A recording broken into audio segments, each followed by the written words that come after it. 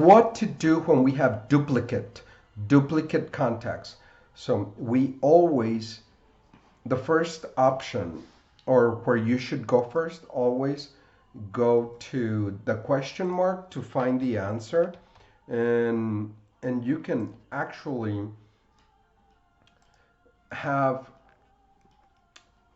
all the explanation really handy.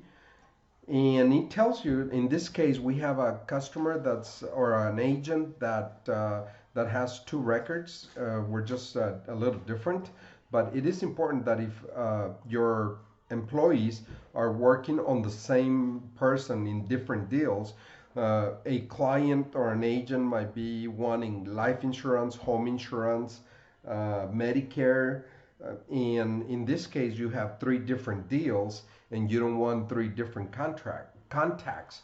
So this is a quick way to go to the question mark and find out how to handle the duplicate control or duplicate records. And the first option again is just going to the question mark.